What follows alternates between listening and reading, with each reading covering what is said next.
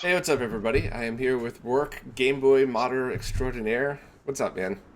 Hey, how's it going, man? Good. So I discovered your work through my friend Zach, aka Voltar, and he hates everything. So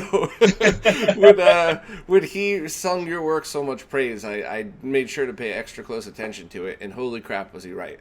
And I'm just teasing about Zach, by the way. But yeah, seriously, when I saw him repost a lot of your stuff, I was totally blown away.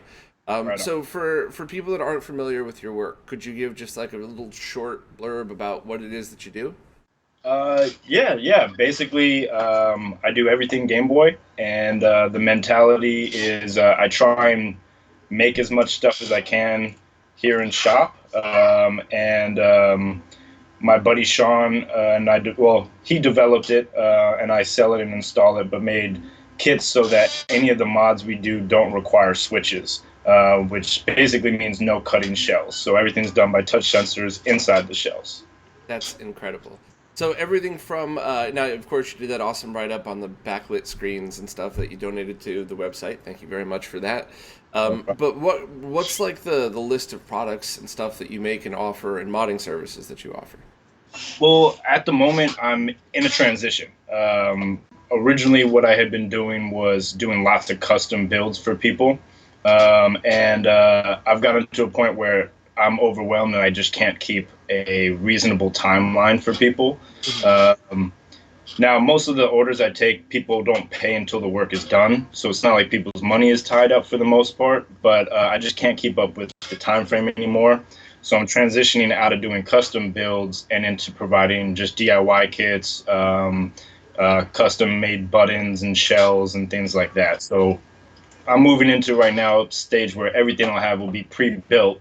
If there's a mod I'm selling, it's going to be pre-done instead of someone reaching out to me just for the time frame. Yeah, that makes perfect sense. And I always tell all of my friends, like, while you might like doing a bunch of stuff, when it comes time that you're overwhelmed, stick to the things that only you could do. And while your Right. modding work's obviously excellent, there's a lot of really talented modders out there that Right. might not necessarily be able to do any of the designs that you do or any of the mod kits or stuff. So it's a smart move, and I think everybody will kind of win overall in a scenario like that. Yeah, absolutely. It's just not fair for customers if they're waiting months for their mod. And most people don't realize, but I have a full-time job. I have a son, as you saw, and animals and stuff. So I don't have the time to be able to be knocking out 20 orders in a week. So Makes perfect sense. So, what's I guess I'll just jump to the latest thing I've seen you post because I was really intrigued about it. So, are okay. you making homemade molds that you're able to actually make your own plastic for Game Boys? Yeah, so I make silicone molds and then cast resin. And I've been playing with this for about 2 years, and it's been a very expensive process of a lot of failures. Hmm. But I'm finally getting to a point where I can produce quality parts. It started with buttons, but now I'm doing shells. Actually, I have the mold here. So this is what the mold looks like, and it's a two-part mold. This is just for the front half of the shell. But so you can see this is for the inside and this is for the exterior. Hmm. And so I can reproduce the front half of shells now in whatever color I want, transparent, with images embedded in it, things like that. Jeez, that's crazy. So, can you describe? Well, first, how does one even make something like that? Um, well, for a simple part, it's really rather simple. You glue a part into the bottom of a box, and you pour silicone over it. But for more complicated parts like that, you do a two-part mold, and for something a thin casting like a shell, you actually have to vacuum degas the silicone. You pour it into your mold, and then you put it in a pressure chamber, and you let that cure. And then you pull that out, and you do the other half of the mold in the same process. And then ultimately, you do the same thing with the resin. You vacuum degas it to remove the air. You inject it into your mold, and then you cast it under pressure, like anywhere from 60 to 70 psi. And what that does is any remaining air in the mixture gets brought down to a microscopic size, so you can't see any air bubbles. It doesn't cause structural issues. Yeah. That sounds like there's just. I mean, you probably need an entire stack of equipment to work on stuff like that, then, right? Yeah. So behind me is my soldering station and my Dremel station, but over here, this is all for molding and casting. Oh, jeez, that's You awesome. see, I got a pressure chamber and air compressor on the ground, vacuum chamber and pumps up above. But yeah, it's for someone who's getting into it, it's expensive. The equipment I have is probably about $1,000 worth of stuff. Jeez, I mean that's not bad considering what you're doing. If this is something that's an important hobby, certainly not for one-offs, but yeah, it's pretty impressive. So Yeah. at least from the pictures that, well, I guess I skipped ahead for a moment. Let me just step back. So now that you've made the molds, how do you actually make each of the plastic parts? Is there like molten plastic? Is it similar to 3D printing, or where you have the pellets? It's two-part resins. So this is a polyurethane resin, and you have a part A and a part B. For this particular one, you mix by weight, and so you do 100 of part A to 90 of part B, and that's the ratio you weigh them at. And when you mix them, it's basically a liquid resin and then a hardener. And when you mix the two, they have a thermo reaction. I don't know, I'm not a chemist. But through heat, they produce heat, and then the heat cures it into a solid plastic. So it's actually a polyurethane plastic, not like ABS, which is what they use for direct injection. Interesting, and it looked, at least through the pictures online, like the one way that I could always tell is with any kind of clear plastics. You could always, like the 3D prints have the distinctive look. They're not quite clear. You could shine light through them, but that's about it. And then you have stuff like I have my Super NT behind me, and which is the ABS clear plastic molds, and it looked very close to that in quality. Is that the touch and feel of it close to that? Yeah, so it's actually an exact replica of an OEM shell. So the texture, even the injection port, and every factory marking that's on the original case is transferred into the mold, down to the fact that the Nintendo Game Boy and the A and B and the Select, which are just a very thin layer of paint, or however they did that on the original, if you look at the right angle in the mold, it actually picks up that thin of a layer. So anything even half a hair thick gets picked up by the mold. So it's a complete exact replica. Wow, that's pretty crazy. Yeah. What I'm working on now, which is why they haven't been for sale yet, is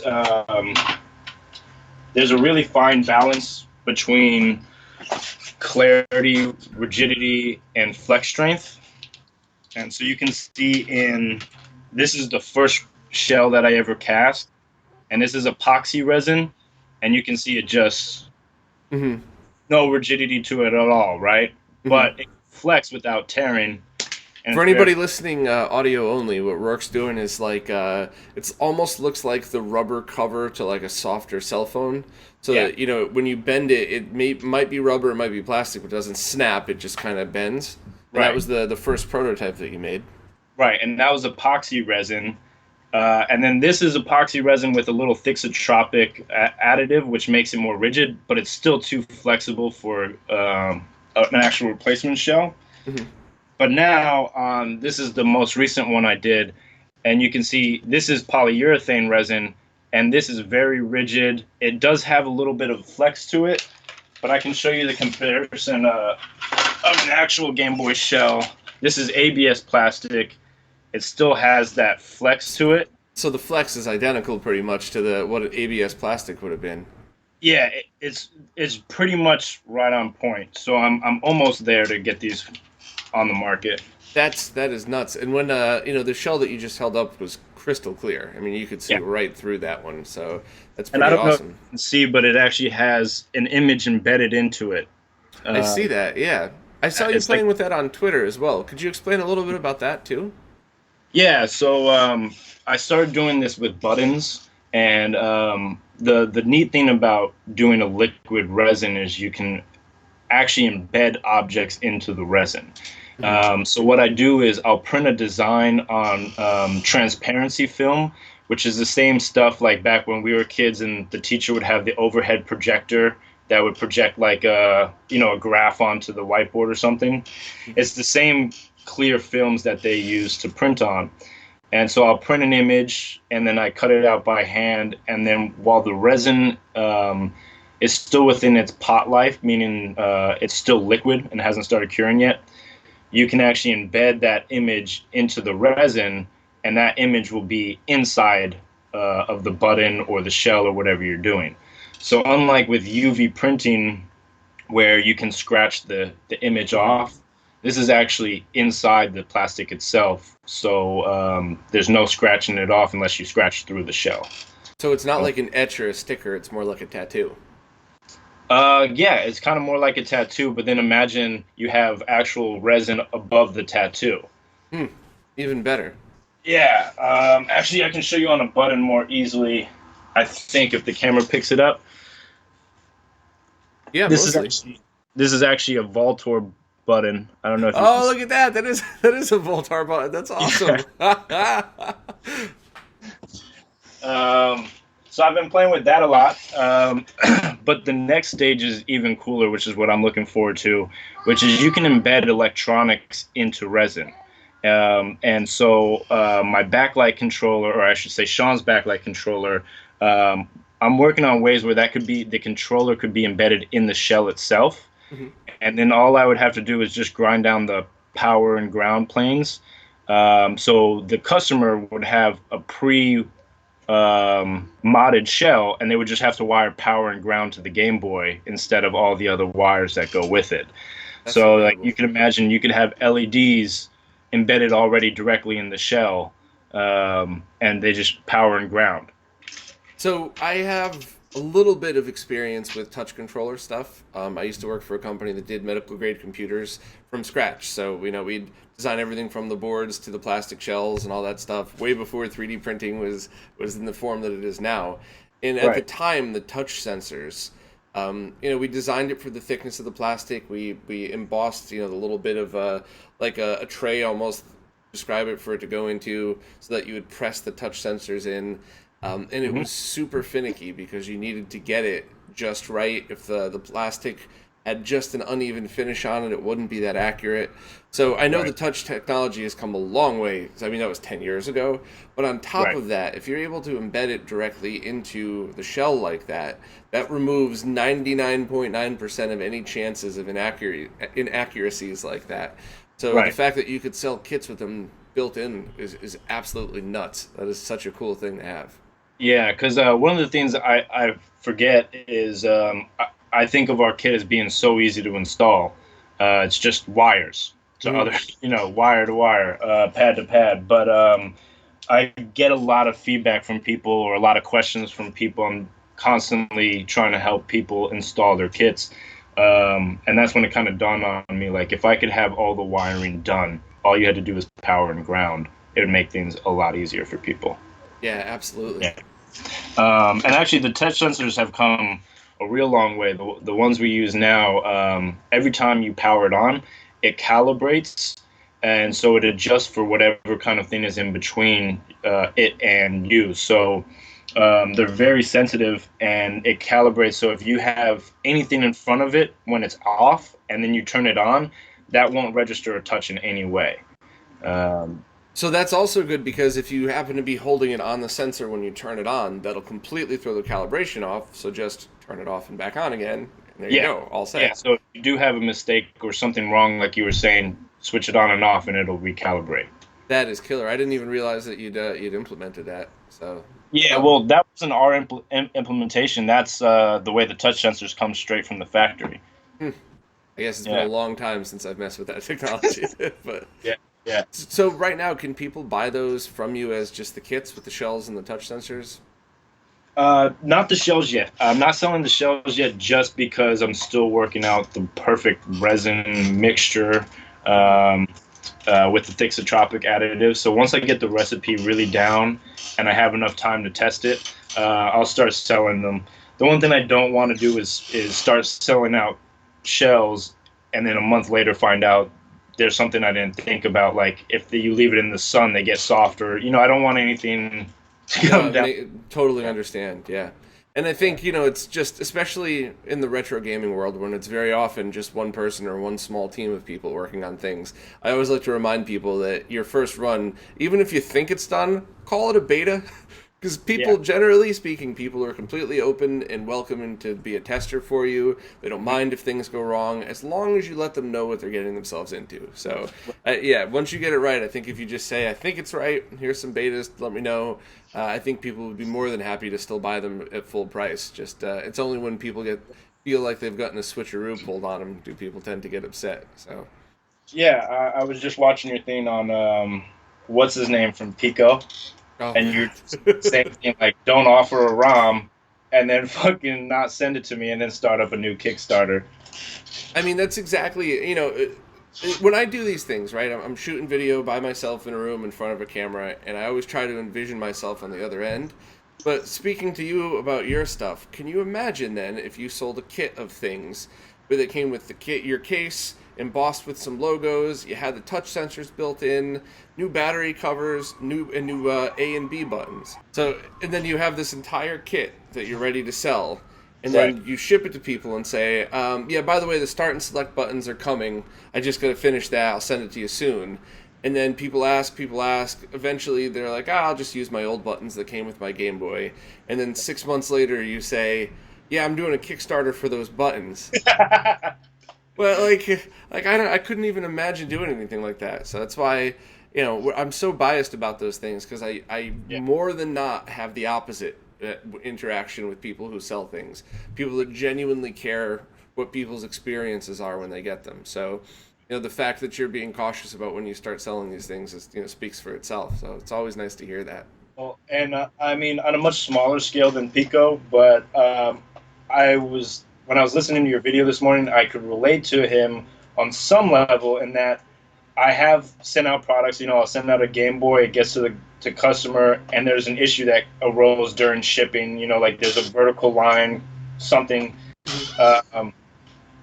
The way you respond is you eat the loss, and you refund the customer, and you fix the problem, right? Or Yeah, I mean, once again, most people, not everybody out there is a nice person, or sometimes nice people have really bad days or weeks, so I try not to judge, but most people, in most scenarios, if you just at least show that you're making an effort to try and help, we'll be completely cool about everything. We'll have, no worries and no, just sure, whatever, let's get this done. Oh, I'm disappointed, but it's just about how, I guess it's not just how you treat people, it's the perception on how people are being treated.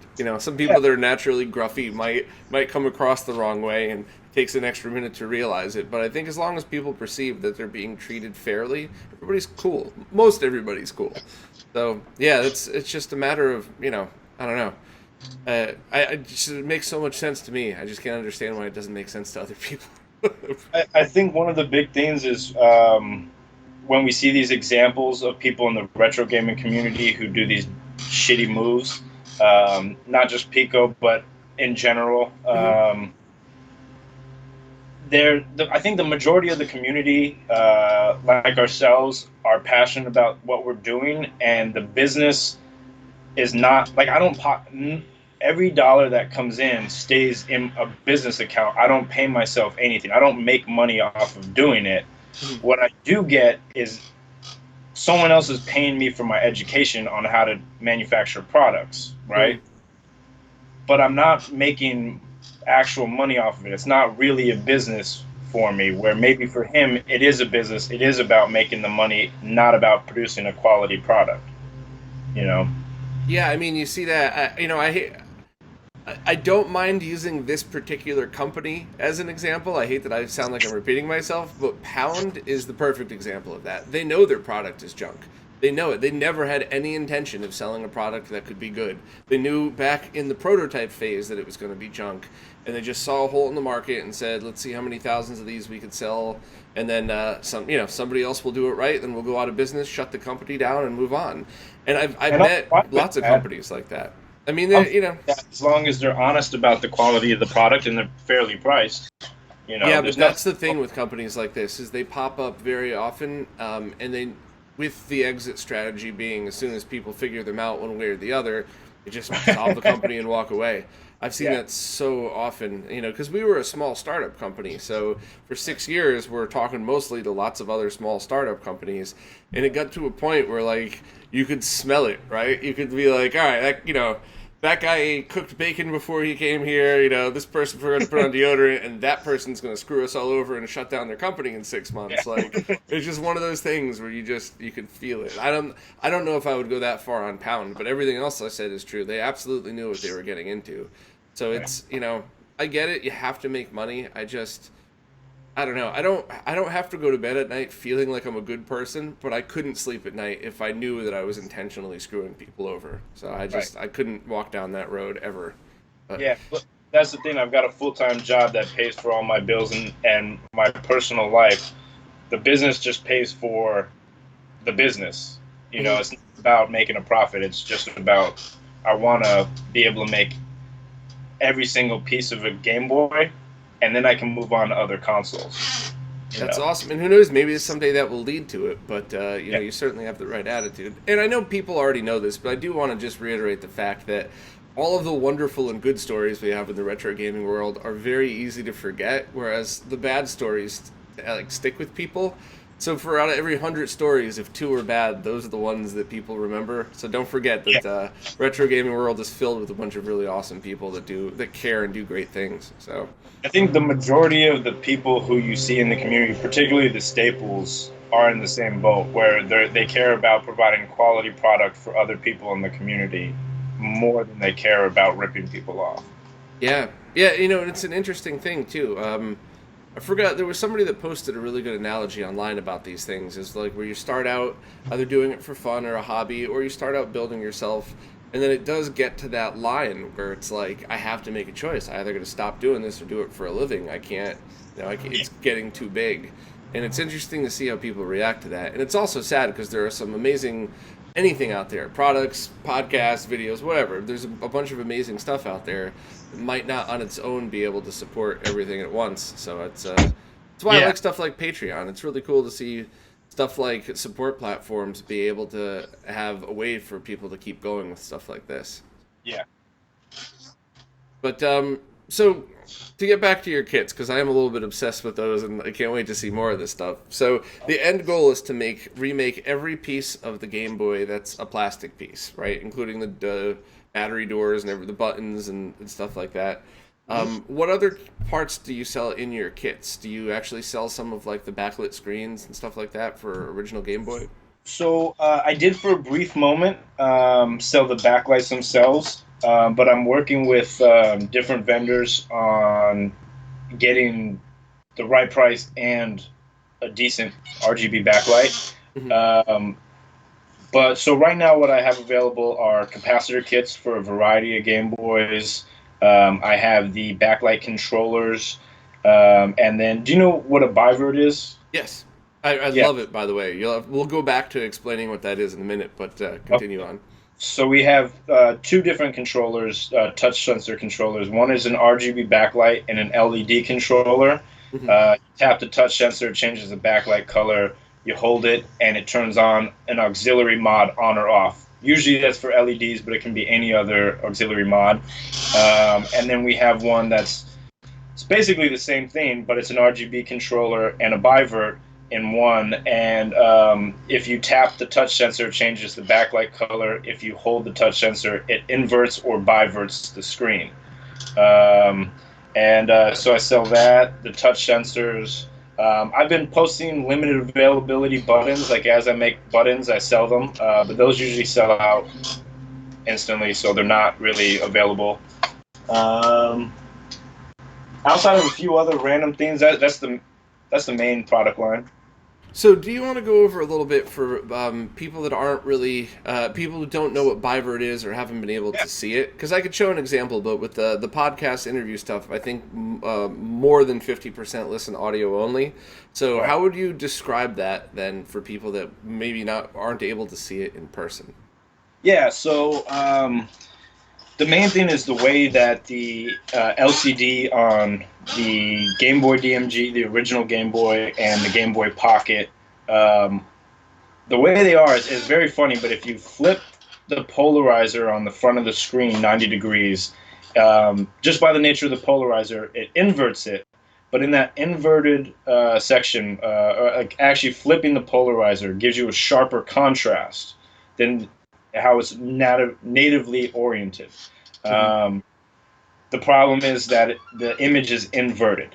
So what you do is you get a hex inverter chip, and you pull the vertical and the horizontal data lines that go to the LCD, and you feed it into the hex inverter's inputs, and it inverts them to the opposite. So if it's getting a 0, it gives out a 1, and vice versa. And so what you're doing is you have the polarizer oriented in the position that has the best contrast, and then you're using a hex inverter to re-invert the image a second time, which is why people call it a bivert.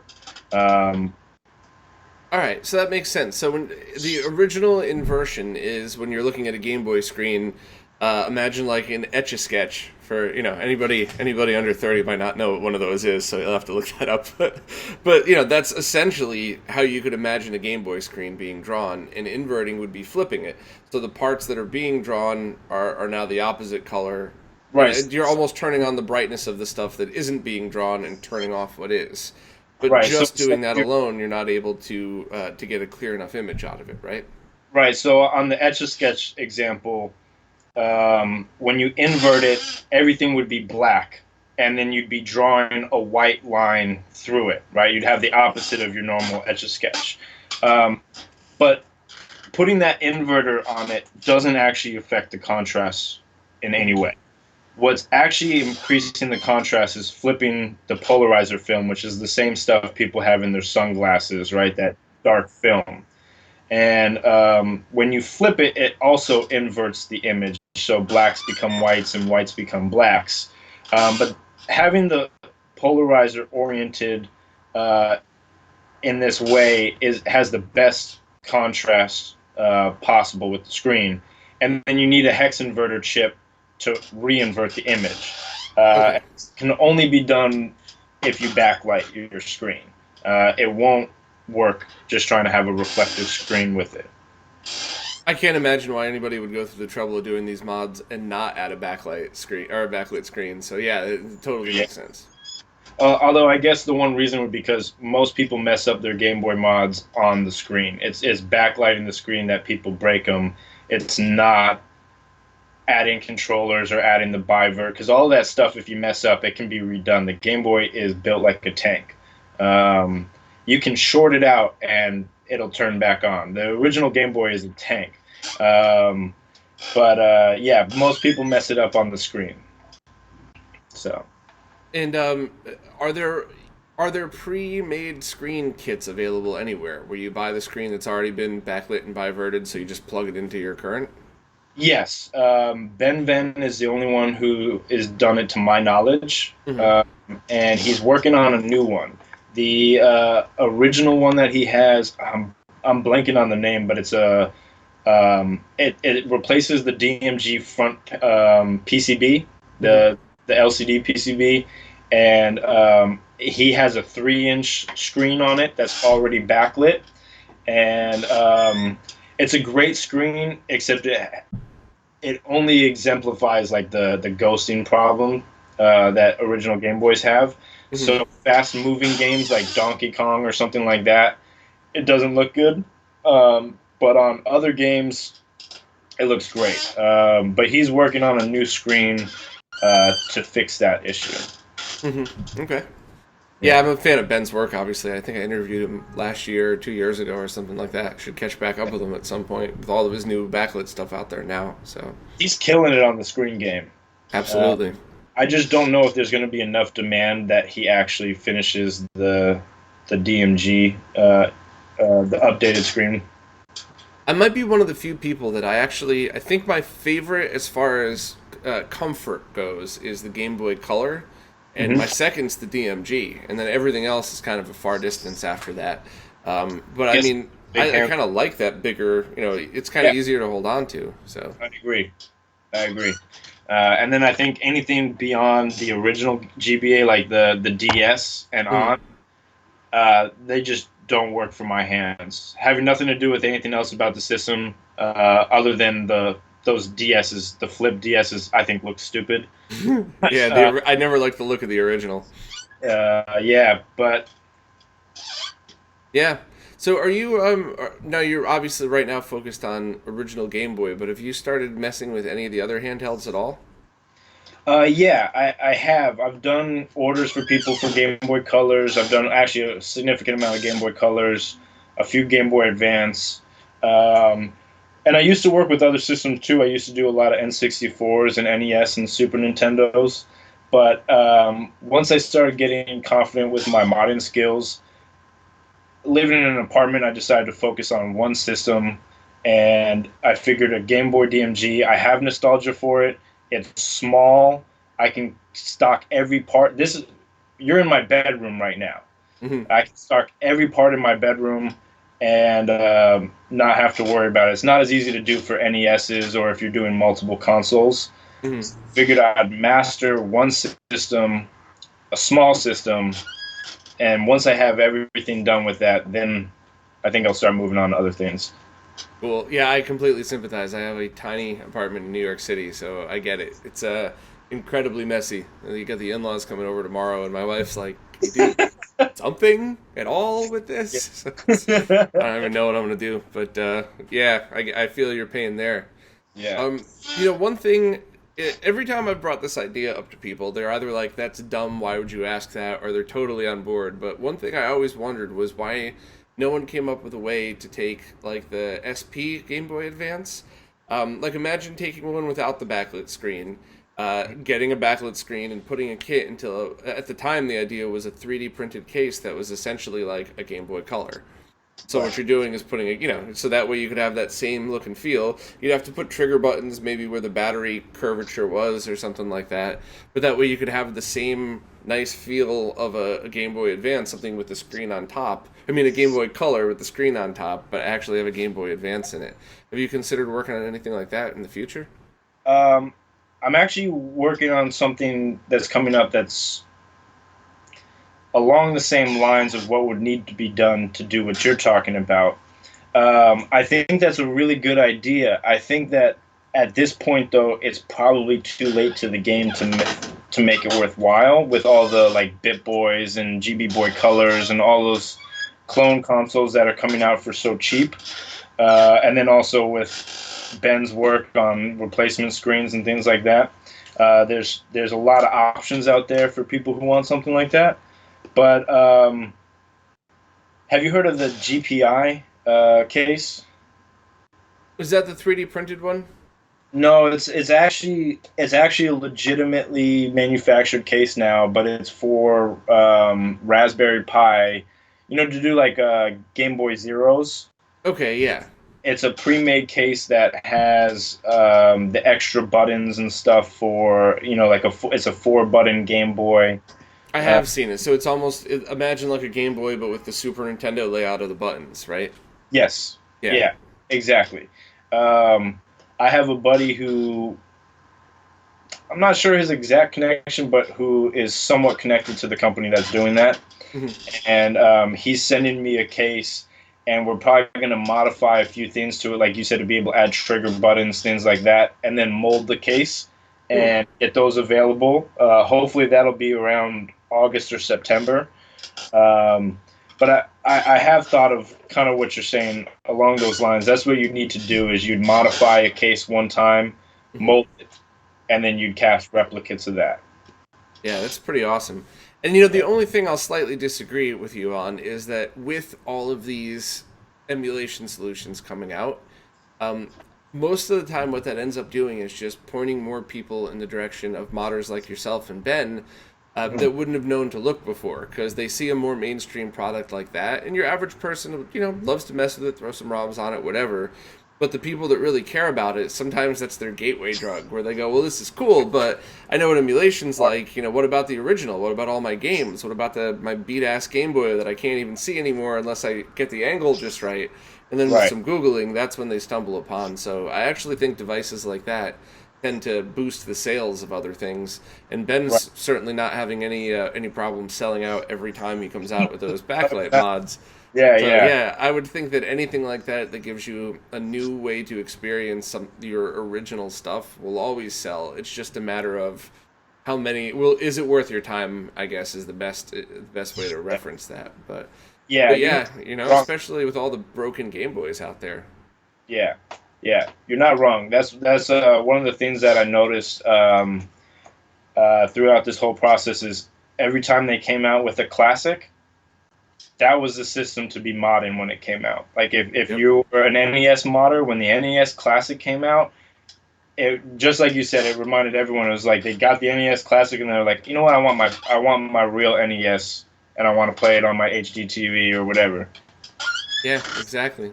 And everybody kind of wins, right? The people that don't, and I mean this respectfully, but the people that don't care enough about having an original experience get to just have their cheap thing, and it's close. And the people that do care now, now they get to discover this whole new world of crazy crap that that all Yeah, bunch of people are making. So yeah, you're right too. Because I mean, the people who want to play on those bit boys and stuff, they were never going to pay the right amount of money to get a modder to do the work in the first place. yeah, and that's totally okay. That is, I have Yeah. never have any problem with that. The only time I ever feel the need to say something is when people say the opposite, like using original console shit. This is the only way. No, it's another Yeah. way. Silly. Yeah. Yeah. Um, so I'm trying to go back and think of all the different posts. I follow you on Twitter, obviously. What are the other stuff that you've come up with, or other things in the pipeline that you'd be comfortable talking about? Because I know you don't want to talk about things that might be a year away, because you don't want to have people banging down your door to try to get them. Right. Um, hmm. Well, one cool thing that Sean is working on right now is it's Bluetooth kits for controllers, but uh, excuse me, um, with the intention of all of the mods being reversible. So it'd be like a kit so you can make your N64 controller um, wireless without permanently damaging it. You know, all reversible mods. So basically, you just remove the wire from the controller, and you put in the board, and there'd be no modification to the shell at all or anything like that. You just put in the board and replace the wire, and if you ever want to go back, you just replace the wire. That's a cool one, but I don't know the time frame on it. He's developed prototypes for SNES controllers, Mhm. but he's a very busy guy, and we're starting to see options out there already for that. So I don't know if we're going to move forward or not. One thing that I'm really trying to work on right now is LED buttons. So, like we were talking about before, having LEDs embedded in the buttons themselves. But it's just very complicated on figuring out how to wire it once the LED's in the button. Yeah. Uh, Yeah, yeah, that's pretty crazy. I imagine anybody that does any kind of chip tunes or something, especially some of the live presenters, would love to have things light up when they, anytime you press a button, something light up. So that's pretty neat. well, then also, like the way it goes, you'd buy a button from me. I'd send you the button. The LED and the resistor are already inside the button. And again, it'd just be wiring the power and ground. Or to a transistor or however you want to run your LEDs. Um, No, you couldn't run the LED off of just the signal line on a Game Boy button, right? the thing about it is, I'm not well enough educated to know if that would mess up anything with it. Like I would hate to like do it, test it, and it works, and then send it out and find out like it introduces lag to the button press, or I'm Right. not electrical engineer, so I don't want to do anything. It's a little out of No, my. that makes sense. And my concern, once again, not being an electrical engineer, my concern would be would it put too much current draw on that?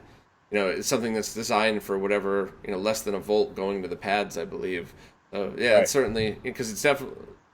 Yeah, I don't know. I should stop talking because I'm not an expert, but I understand everything that could go wrong as well as how neat it would be to just have that wired together like that. But when I do my LED controllers for lag testing, I always have them powered separately. I have a little PCB that I think Zach and Steed assigned for me that I just throw in there and I just wire up power directly right off the chip. Well, yeah, because I mean, especially on the original Game Boys, which are 30 years old, I think the biggest issue is you have this aging DC-DC converter, and as it ages, it's falling out of spec. Hmm. Now, on the original Game Boy, everything was over-spec'd, so that means it's still completely in running condition. However, when you start introducing mods, if you're not powering it off of an auxiliary regulator, you start pulling too much current from the DC-DC converter, and then what ends up happening is the negative voltage rail and the 5-volt rail start getting spikes and dips where it can't provide stable voltage, and you Hmm. start getting like screen flicker or contrast issues. So I tend to just any mod that is in a Game Boy, it's run off of an auxiliary regulator. It's not running off of the stock. You let the stock one handle the Game Boy itself, and everything else is separate. That's awesome. I wonder how easy it is to change the stock regulator and if that's something that people recommend yet.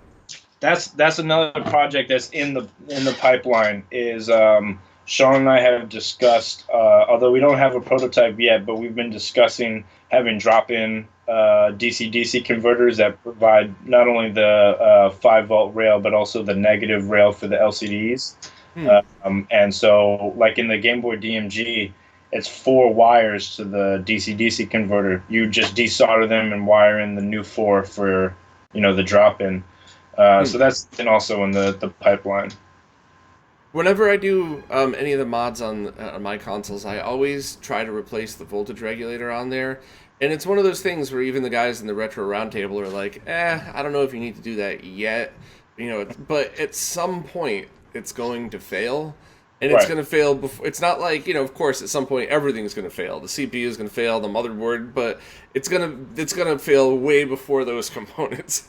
So Yeah. I always look at things like that. Like, if you get just even if the efficiency is identical, but you've replaced something 2 years before it would have died anyway, maybe you just bought another 20 years out of that console. So who No, knows? I agree. Particularly because on the Game Boy, it's running off of batteries. Hmm.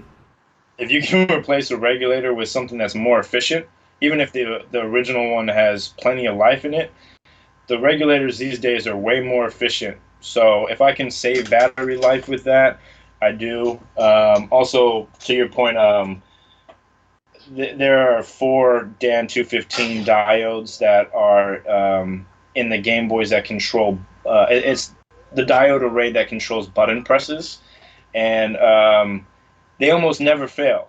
But Hmm. I got a system a while back where I found that one of the or two of them had failed, and ever since then, when I test them, if they're like a little bit out of range, just like a millivolt out of range, I just replace them. For the same reason you're saying is, I don't want the customer in a year to have a Game Boy that dies on him. You know? Yeah, and if it's already starting to change, it's a sign that it's on its way out. And whether that out might be a year or five, it's on its Yeah. way. So Yeah. yeah, always good practice. I've been doing the presentations I've been doing this year. I've likened all of this stuff to the classic car industry. Right. Both in that if you don't need a classic car. If you own one, you want that experience of driving as opposed to just going to get a new car. But Right. also that all of those need some kind of restoration, and Mhm. it's getting that way certainly with CRT monitors. That's without a doubt. I would It's in fact at the point where I'd say if you own a CRT, it's going to need maintenance now, pretty much, if you want a really good experience. And we're getting that way with consoles. Some of them, like Game Gears with the capacitors, yeah, Yeah. you're already overdue to change the caps on those if you own a Game Gear and haven't changed them yet. So it's funny to see how that's progressing. Yeah, that's when I was deciding which system I was going to do, I was looking at Game Gear or the original Game Boy. And for that reason alone, I went with Game Boy because I have nostalgia for both, but Nintendo did such a good job on the original Game Boy as far as design goes. Everything was over-engineered. Everything is silk screened onto it with every value. It's and I still change the caps on every game. If you send me a Game Boy, it's getting a cap change. But it's a lot easier than dealing with the Game Gear, where Sega made an awesome system but bought really cheap components. Every cap in a Nintendo is a Nishikon or a Panasonic cap. It's a cap that can last 30 years. Yeah. It's funny when now that so much time goes by and you start to hear the stories of how these things were made, and a lot of times from the Sega engineers, they had to make it backwards. Like the engineers will walk into a room and some marketing team will go, "Hey, this is the Genesis, so make your board around that. But that's where the cartridge slot's got to be. That's where the power button's got to be. Good luck. Have fun with that." And you start to see when you hear stories like that, and you look at the board, you can visualize how it came together. Like, well, Right. can't we just move the cartridge slot over by like half an inch? Nope. That's what you got to work with. So start from there, build around it, cross your fingers. So. Well, and it's not to say that either one of the companies was right or wrong. It's just they each chose different paths. Sega decided that they were going to spend their money on having more powerful systems with more features, and to compete in the market, they had to use cheaper components. Where Nintendo said, we're going to use old technology, but we're going to do it really well, and we're going to use really nice, good components that aren't going to die on you. So, Good point.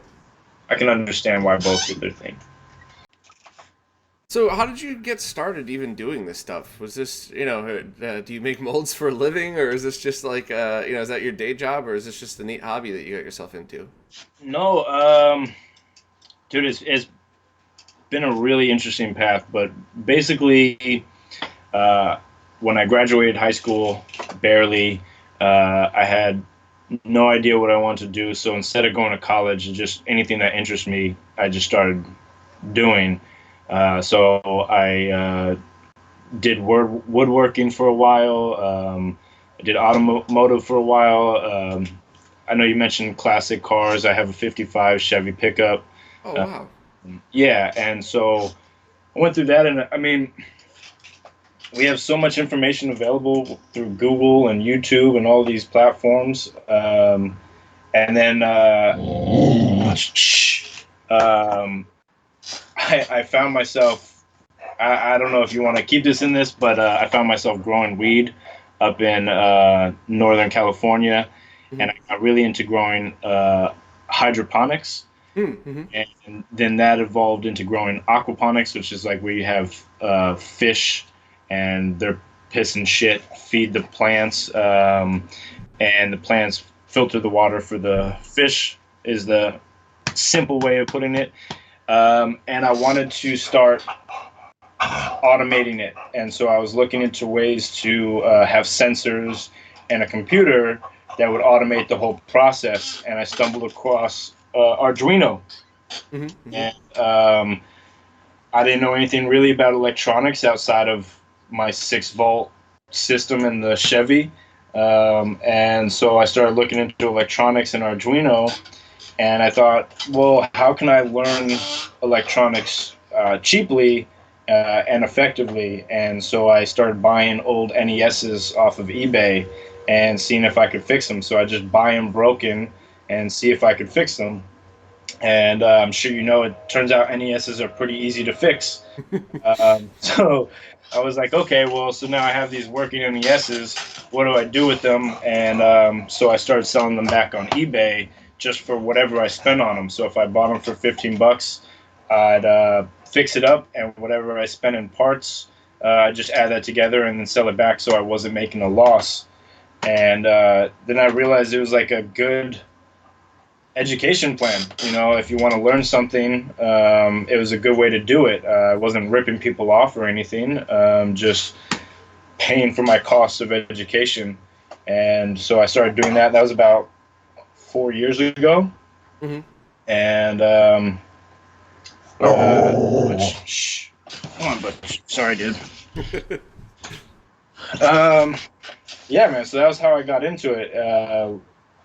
Was really just I wanted to learn how to automate my garden, and I never ended up doing that. I just went down the rabbit hole into games, and then for molding and casting, it was I thought 3D printing was so cool, but I'm not a computer person. I'm software retarded, and so I do plan on learning how to code and do CAD and all that stuff, but I thought, well, I don't know how to 3D print, but I can do it by hand, and that's how I got into molding and casting. Man, that's awesome. You know, I can't tell you how many times I've heard similar stories and people that just they don't learn the way that the school system's set up for. I'm definitely one of those people. I did terrible in high school because I refused to put any effort into something that bored me to death so bad.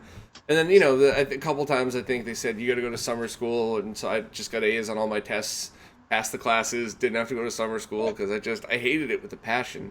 And it's so hard to know where to turn because everything in the past, I guess since our grandparents' age, so maybe, you know, in the past 50 years, it's all, this is how to succeed. You go to get really good grades in high school, and you do your extracurriculars, and then you go to college, and then you leave college with a $500,000 worth of debt, but a really great, you know, job prospects, and it definitely wasn't for me. I got lucky. I just happened to be in the right place at the right time Yeah, and landed a decent job that led to the next, that led to the next, and now I'm here. So if it wasn't for that just lucky first step, you know, I don't even know what I'd be doing right now, but it is funny to see how many people go to weed because the only thing that matters is are you talented and smart enough and reliable enough to grow and sell.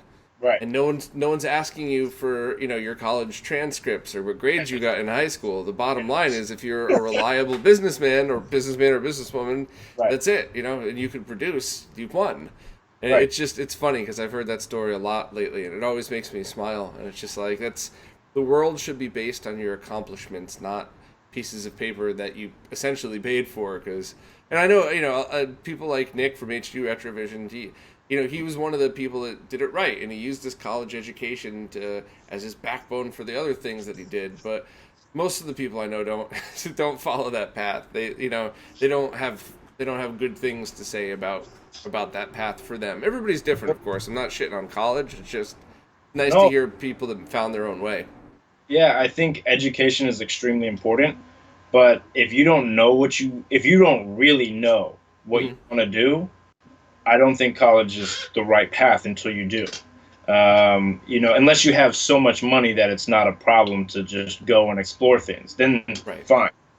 But but yeah, and my mom was always very big on like she didn't so much care how I did in school, but when I came home from school, she would make me write the addition tables and subtraction tables over and over again, front to back on each page, and alphabet forward and backwards. She was always very big on you need to learn. I don't care where you get it from, but you have to learn. And I agree with that. Is especially now we have so much access to information. Absolutely.